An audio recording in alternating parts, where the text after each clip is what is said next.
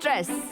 आपल्या सगळ्यांना स्ट्रेस आहे. मला स्ट्रेस आहे, माझ्या नवऱ्याला स्ट्रेस आहे, माझ्या मुलांना स्ट्रेस आहे, माझ्या सासूबाईंनाही स्ट्रेस आहे. हे तर सोडा, मला वाटतं माझ्या कुत्र्यालाही स्ट्रेस आहे. शांती आणि समाधान आहे कुठे? कन्फ्युजन. इतके सारे प्रोडक्ट्स आहेत. प्रत्येक जण स्वतःला ऑर्गॅनिक आणि नॅचरल म्हणत असतो. मग मला सांगा, विश्वास तरी कसा ठेवायचा?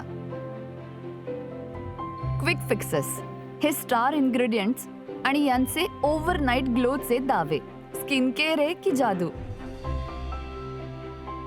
काही कळलं टायटन्स? खूप सारे प्रॉमिसेस, पण सिम्पल नॅचरल सोल्युशन मिसिंग.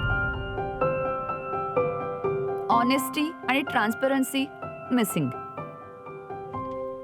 म्हणूनच मी घेऊन आलीये द ब्लू पॉन्ड.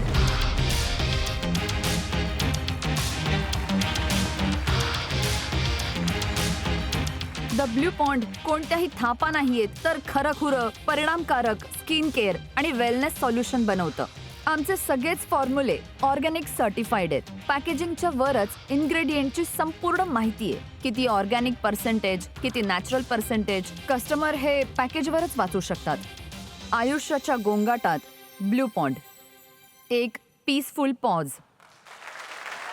साक्षीजी, तुमच्याबद्दल आम्हाला डिटेलमध्ये सांगा ना जरा. बेसिकली मी एक आर्टिस्ट आहे.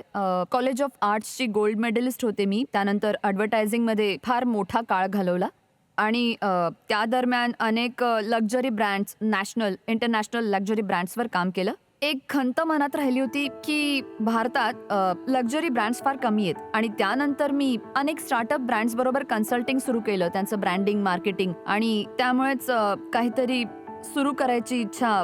माझा स्वतःचा ब्रँड सुरू झाला. तुमच्या टीम मध्ये अजून किती लोक आहेत? सध्या तरी मी सोलो प्रीमियर आहे. तर मग हे सगळे प्रोडक्ट्स तुम्ही एकट्याने तयार केलेत? किती वेळ लागला हे सगळं तुम्हाला करायला? सुरुवातीला वेळ लागला. 3 महिने गेले in kind of visualizing, precising the product. आणि फक्त प्रोडक्ट डिझाईन नाही आहे ना, म्हणजे फॉर्म्युलेशन सगळं काही. मी माझं सर्टिफिकेशन अरोमा थेरपीमध्ये केलंय. हे शक्य करण्यासाठी काइंड ऑफ डिव्हाइस, काय काय सोल्युशन्स आणि कोणकोणत्या कॅटेगरीमध्ये बनवायचे आहेत, प्रोडक्ट्सची रेंज कशी असायला हवी, हे आमच्या डोक्यात नेहमी असायचं की आम्ही जे काही बनवणार आहे ते तुमच्यासाठी आणि तुमच्या परिवारासाठी.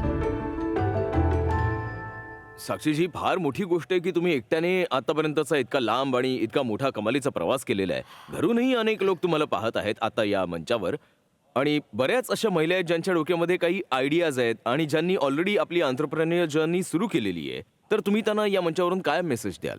ज्या लेवलला एक पुरुष पटकन पोहोचतो, त्याच लेवलला स्त्रीला पोहोचायला डबल मेहनत आणि डबल वेळ लागतो. आमच्या काही प्रायमरी रिस्पॉन्सिबिलिटीज आहेत ज्या समाजाला वाटतं की आमच्याच आहेत. हे तर आहेच, त्याशिवाय तेही करावं लागतं. पण थांबायचं नाहीये, कारण एक कम्प्लीट लाईफ तर करायची आहे ना आपल्याला. म्हणजे सगळं करायचंय जे तुमच्या डोक्यात आहे. साक्षीजींनी इतक्या सिंपल पद्धतीने जी गोष्ट सांगितली ती इतकी इम्पॉर्टंट आणि इतकी डीप आहे की फक्त थांबायचं नाहीये, करत राहणं हा करण्याचा एकच उपाय आहे. Thank you very much Sakshiji. Thank you so much.